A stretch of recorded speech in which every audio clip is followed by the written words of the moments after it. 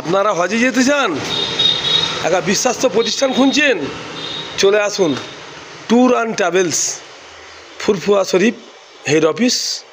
আর চিন্তার কিছু নয়, আপনারা চলে আসুন ফুরফুরা শরীফে tour and travels. Tour and ট্রাভেলসের ওনার কাজী জিয়াউদ্দিন সাহেব। যোগাযোগ নম্বর 7872968124। এই নম্বরে যোগাযোগ করুন। বাকি আরও নম্বর আছে, ওনার থেকে পেয়ে যাবেন। আপনারা ভিডিওটি শেষ পর্যন্ত দেখুন, ব্যাপক শেয়ার করুন। আপনাদের মূল্যবান মতামত কমেন্ট বক্সে জানাবেন। আমাকে উনি ডেকে আমার হজের বর্ণনা শুনবেন, তাহলে হয়তো আমি যেতাম। একটা দুটো উত্তর সারা বছর পড়াশোনা করে, কিন্তু পরীক্ষাতে ছাত্ররা ভয় পায়। এইরকম আমরা ছোটখাটো মানুষ, যে যদি ভুল হয়ে যায় তাকে ধরে ফেলবে, কিন্তু ও ধরতে ফেলবে, আল্লাহ কাছে ভুল হয়ে যাবে, এই ভয়টা রাখতে হবে না। তোমরা তার কাছে যাও, দেখা করো, দোয়া নাও। এই হাজি বান্দা দোয়া, মক্কা মদিনা থেকে ফিরে আসা মানুষটার দোয়া, রবিউল আউয়াল মাসের 12 তারিখ পর্যন্ত কবুল হয়।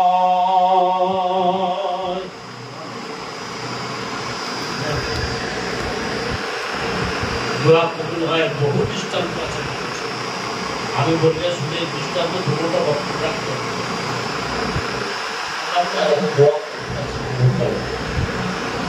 রসুলের দরবারে যখন যাবেন মক্কা থেকে মদিনায়, দরুদ শরীফ পড়তে পড়তে যাবেন। সব থেকে উত্তম হচ্ছে দরুদ ইব্রাহিম পড়তে পড়তে যাওয়া, যেটা নামাজের মধ্যে পড়া। এটা উত্তম দরুদ করেই নামাজের মধ্যে দেওয়া হচ্ছে। এই থাকবেন দরুদ শরীফ, দক্ষিণ দিকে চাকানা বসে থাকবেন। যে এই যে ট্রেনিং দেওয়া হচ্ছে, মানে আপনারা এই যে ওই ট্রেনিংয়ে যদি আসেন, কত সুন্দর লাগছে। আরো সকাল থেকে যদি আসতেন ভালো হতো। এটাই আমার খুব উদ্ধার হয়েছে যে 2 তারিখে লোকজনকে আমি দেখতে পেলাম এইটাই কথা। হ্যাঁ, আমি ইউটিউবে যে করছে তাদের কাছেও পাঠাবো যে আপনাদের ভিসা আজকে দিলে 10 দিন একে ভিসা দিলে এই অবস্থা, 15 দিন ভিসা একে দিলে এই অবস্থা, ভিসা টিকিট পাসপোর্ট আমি মোবাইলে পৌঁছানো তখন বলেও দিলাম যে আপনারা 2 তারিখে অতি অবশ্যই আসবেন, যে ভিসা টিকিট দিচ্ছি বলে সেই জন্য না। আর যদি না ভিসা টিকিট বলতো হয়নি হবে, তাহলে তারা যদি এই 2 তারিখে আসেন তাহলে কিন্তু তারা আসতো। কিন্তু এই যে জিনিসগুলো করতে ভিসা না দিয়ে মানুষ আসছে না, মানে আমাকে খুবই লাগছে। যেমন রোজার মাসে যাবে, ওনারা এসেছে দূর থেকে, এসেছে উলুবেড়িয়া, বাগনান, তো এত দূর থেকে মানুষের আমার খুব খুশি হয়েছে। আমি যে এনাদের জন্য খুবই খুশি হয়েছি। আমি ওনাদের জন্য দোয়াও চাইবো যে মক্কা শরীফে যে মানুষরা এসছে, আল্লাহ যেন ওনাদের এখনো 2-3 বার ট্রেনিংয়ে আসায় এই জিনিসগুলি যেটা জানতে পারে না, বুঝতে পারে, কি পরেশান হয়, কিরকম পরেশান হয়, যে আমি কি করলে করতে, আমারও যদি ভুল থাকে, ওনারা যদি কোনো ট্রেনিংয়ে ফের যায় আমাকে ফের ওনারা বলবে। এই যে আসছে না, এই জন্য আসা দরকার আছে। নিয়ে দেখা হচ্ছে আপনারা যে জিনিসগুলো বলছে এইগুলো শেখার দরকার। আমি এই যে বই পর্যন্ত আমি দিয়েছি, যে বই চর্চার মধ্যে থাকবেন, খালি ওনারাই নিয়ে চলে গেলে আমার কাস্টমার থেকে আমি চাইনি। আমি সেরকম হজভাগে আমি নিয়ে যাই না, এখনো বলছি, গ্যারান্টি সে বলছি।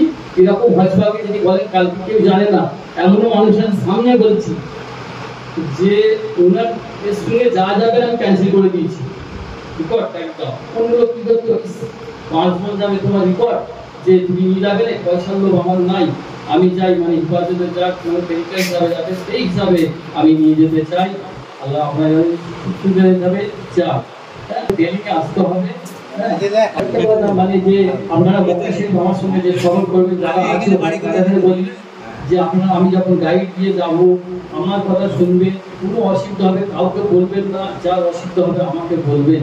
হ্যাঁ, কোনো রিয়াল বলবেন, রিয়াল করবেন, আমি সাথে দিয়ে থাকবো, রিয়াল করবেন।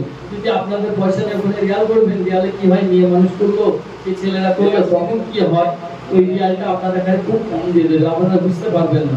আপনারা মনে ওই রিয়াল দিয়েছে, 1 নম্বর গেল। 2 নম্বর বললো আপনারা আজকে আইসা মসজিদ যাবেন, ঠিক জায়গায় করে এসছেন না, সেই দোয়া আমি গাইড দেবো। আমি গাইড দেওয়ার জন্যই যাচ্ছি, আপনাদের খেদমতের জন্য যাচ্ছি, খালি আমার জন্য দোয়া চাইবে, কোনো কিছু না। খেজুর কিনবেন, আপনাদের পিছনে দাঁড়িয়ে থাকবো, আমি দাম করবো না, কিছু করবো না, আপনার সামনে মাথায় করে বয়ে দেবো। সেই তো আমি চাই দোয়া দোয়া। আমি চাই না যে আপনাদের সঙ্গে খেজুরের এ করবো, হ্যাঁ ও করবো, ওসব আমি কিন্তু চাইনি। কিন্তু আপনাদের না পেরেশান হয় না এ হয়, ওই হিসাব তুমি চাইবেন। আপনারা এই যে জেলটা দিয়ে, যেমন ধরেন এখান থেকে দুবাই তুলবো, আপনারা ধৈর্য ধরে দাঁড়াবেন, ওখান থেকে লাইন দিয়ে দাঁড়াবেন, এগিয়ে থেকে নিয়ে আসবেন, কেউ ক্ষমা বাড়া করবেন না। কিন্তু আমি ওই যে বোর্ডিং কার্ড করে দেবো, ফের লাইন দিয়ে যাবো, ফের লাইন দিয়ে ঢুকবো, ফের লাইন দিয়ে আসবো, ফের ব্লকেজ হয়ে যাবে, ফের ব্লকেজ অ্যাকশন গেল। এই যে আমি জানি, আমি 8 বার গেছি, তার জন্য নাই, মানে দিন থেকে সব পাল্টাচ্ছে, নিয়ম অনেক পাল্টাচ্ছে, সেই জিনিসগুলো করে না হয়। কিন্তু ফের জেদ্দায় আমরা বেরিয়ে যাবো, জেদ্দা দিন সব একসঙ্গে সবর করবো, ফের মদিনা শরীফে ফের বিয়াবেতে বেরোবো, সকাল আমি রাত্রিরে বলে দেবো, ফের কিন্তু সকালবেলা সিরে দেখছি মক্কা শরীফে এসে নামাজ করতে ফিরছে না, সেইগুলো অভিজ্ঞ না। ওই কারণে কি হয়, আমি যে হাই জায়গায় ডাকি যে আমরা টেলিভি সব থাকে একসঙ্গে, মত হলে ভালো থাকে, মানে কি সব একসঙ্গে যদি মানে সব ভাই একসঙ্গে সবর করতে থাকে, খুবই ভালো লাগে মানুষ। আমাদের দেশে এটাই, আমি হুগলি জেলা মানে এতবার গেছি যে হুগলি জেলার লোকেরা 3 বার গেছে আর কাউকে চিনে না, আমার অস্থির থাকে, কিন্তু তারা খুব ফেঁসেছে, তারা কিন্তু খুব কাজ সরল করতে পারে, এমনকি নামাজ পড়তে গেছে তাদের। আবার কি এমন ঘরে বসে আছে, নামাজ পড়ে না, অনেকবার এসে কি হবে এরকম ব্যাপার, কিন্তু ওখানে কোন তরিকায় কত নামাজের স্বভাব আছে সেইটাও জানে না, সেটা তার ব্যাপার। কিন্তু এই জিনিসগুলো রাইটের উপর করতে হবে সবর, যেগুলো আপনাদের অসুবিধা যেন বলতে হবে, হ্যাঁ ভিসা টিকিট, হ্যাঁ পাসপোর্ট, এইগুলো নিজেদের সব সাইন করে এইগুলো সব রাখতে হবে। এইসব ব্যাপারে কি গাইডের সঙ্গে আপনারা কন্ট্যাক্ট করবে, ওইখানে যে কারোর সঙ্গে সবর করবেন, এই করবে, সেই যেই কাজে গেছি সেই কাজে হেফাজতে হবে। হ্যাঁ আর একটা, আমার যদি কোনো অসুবিধা হয়, কোনো ভুল হয়, আপনি আমাকে বলবেন যে আমার এটা ভুল হচ্ছে, এই হচ্ছে, সেটা আমি এ করবো, ঠিক আছে? কিন্তু না বললে আমি বুঝতে পারবো না। আপনারা মনে মনে বলবেন একটা হাজি সাহেব এই হচ্ছে এই ব্যাপার, হ্যাঁ সেইটা বললে আমার পক্ষে খুবই অসুবিধা হয়। তো এই জিনিসগুলো আপনাদের, যেমন ধর বয়স্ক মানুষ নামাজ পড়তে পারছে না, ওইখানে জুম্মার দিনে যেতে পারছে না, সেই জুম্মার দিনে সেই মেয়েদের, আমি এটাই বলি মেয়েদের ঘরে যে জুম্মার দিন আমরা যাবেন, যাতে বারণ করবো না, কিন্তু ভেতরে ঢুকবেন না। ব্যাটা ছেলেদের কারো বলি আপনারা ভেতরে ঢুকবেন, রেসিস্টে যাবেন, 10:30 11টা এখানে বেরিয়ে যাবেন, তারপর পরে থাকবেন, জুম্মা ওখানে সেরে তবে বেরোবেন। কিন্তু এই যাবেন লাফালাফি করে যাবেন, লাস্টে যাবেন, মানে পুরোপুরি করে আসবেন, বয়স্ক মানুষ ধাক্কা ধুক্কি দিয়ে কোথায় কি হবে সেইগুলো জিনিস দিয়ে চলতে হবে। হ্যাঁ এই জিনিসগুলো মাইন্ড করে দেখে না চললে আমাদের ওই ব্যাপারটা খুব অসুবিধা হয়। অনেক মেয়ে ছেলে কি হয়, মদিনা শরীফ বলে আমাকে জুম্মা করতেই হবে, হ্যাঁ একদম চলে গেলে ভেতরে কাবা শরীফের সামনে। আসার টাইমে কি হয় যে আস্তে আস্তে 3-4 বেজে গেছে, 3-4 বেজে কি হয়, শুক্রবার খুব ভিড় হয়, সিরিয়ার মালিকগুলো এমন গেট হয়ে মানে প্রবলেমে পড়ে গেছে, ওই গেটে আর আসতে পারছে না, তাহলে কি হলো, সে হেরে গেল। হেরে যাওয়ার পরে আমাদেরও বিক্ষেপ হয়, আরো 5টা মানুষের হয়। এই জিনিসগুলো জুম্মার দিনে মেয়েদের বারবার রিকোয়েস্ট করছি যে আপনারা সামনে থাকবেন, যে ভেতরে ঢুকতে যাবেন না। আর হাজি সাহেবরা যদি যায় ভেতরে, আপনারা 10:30 11টার মধ্যে জুম্মার দিনে চলে যাবেন। হ্যাঁ আর আর একটা কথা, সামানপত্র যখন কিনবেন আপনারা, এখন তো আমার 2 তারিখে মানে লোকই নেই, কি বলবো, যারা এখনো বুঝতে দিচ্ছি যারা আছে, যখন সামান কিনবে, যেই সামানটা আপনার টিকিটে লেখা আছে তার থেকে আমি একটু কমও লিখেছি, সেই যেন কমের মধ্যে হয়, কিন্তু বাড়ালে আমার কিছু করার নাই। মানে 1000 টাকা কেজি নেবে ইন্ডিয়া, ঠিক আছে, তখন 1000 টাকা কেজি দিলেও তখন মালটা লকেজ করতে দেয় না। কিন্তু তখন কি হয়, ফের কাটতে হবে, বেশি হলে আমার কথা শুনুন। বোতলে জমজম পানি, যে জমজম পানি নিয়ে আসে, কি দরকার যে 5 লিটারের পানি আপনার ঠিকই আছে, ওই মুখে নাকে পেটি ভেতর নিয়ে আসা এ করা, এটা আমি ভালোবাসি না, আপনার নিয়ে আসবেন না। কি দরকার, পানিটা যতটা উঁচু হয় ততটাই নিয়ে যাবো, পানি নিয়ে যাই করে পানি উঁচু নিয়ে যেটা আপনার নিয়ে মানে পাই পাবেন, খাবেন, তা তো আরাম পাবেন। দরকার পাইলে ফের করবেন, আপনাকে বোর্ডিং করতে করতে ফের জমজম পানি পেয়ে যাবে, পানিটা পেলে ফের পেটি আপনাদের কাটতে হবে, অনেক ঝামেলা বলতে ফের পেটি সেটিং আপনার করা আছে, সব খোলা পড়া, সেগুলো করতে গেলে অসুবিধা হয়। এই জিনিসগুলো মেইন করে চলতে হবে।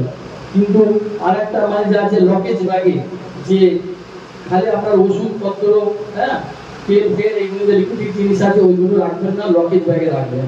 লকেজ ব্যাগ যখনই যাবে একটা করে চিহ্ন দিয়ে দেবেন, লাল ফেতে হোক, নাম লিখেও দেবেন আলামিন ট্রাভেলস, হ্যাঁ আপনাদের ফোন নাম্বার, যেমন আমি কার্ড দিয়েছি, যেমন আমার হোয়াটসঅ্যাপ করা আছে, ওইগুলো একটা চিপকে দেবেন, কোনো অসুবিধা নেই। আপনার নাম্বারটা খালি নামটা লিখে দেবেন, কেননা কার প্যাকেজ সেটা ভুলে যাবে না।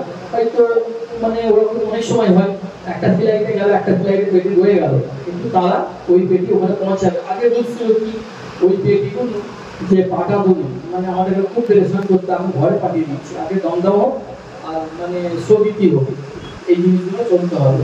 এরকম ভাবে জিনিস যদি না বোঝা যায় তাহলে মুশকিল হয়, যেভাবে চলতে হবে। আরেকটা কথা, আমাদেরও আমি গাইড হিসাবে ঠিকই আছে, আমাদের পেটিগুলো হেফাজতে আপনার যেটা জানি নামবো ওইখানে নেবে, আপনাদের পেটিগুলো সব যাত্রীর পেটি একটু নিয়ে নেবেন, আপনাদের অসুবিধা হয় বলবেন, আমি গাড়িটা তুলে দেবো। হ্যাঁ, আমাদের যে আছে, হ্যাঁ 50 জনের একটা গ্রুপ আছে আমার, কালকে আজকে রাত্রে একটা গ্রুপ আছে 30 জনের, হ্যাঁ আসামের লোক যাচ্ছে সব।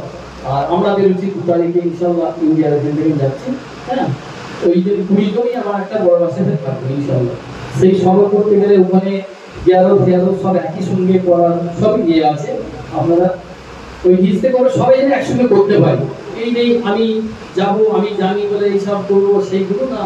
আমাদের এইখান থেকে বারবার রিকোয়েস্ট করছি না, হয় আচ্ছা ওইখান থেকে মক্কা শরীফ, আমি এইখান থেকে দুবাই তুলবো, দুবাই টু জেদ্দা।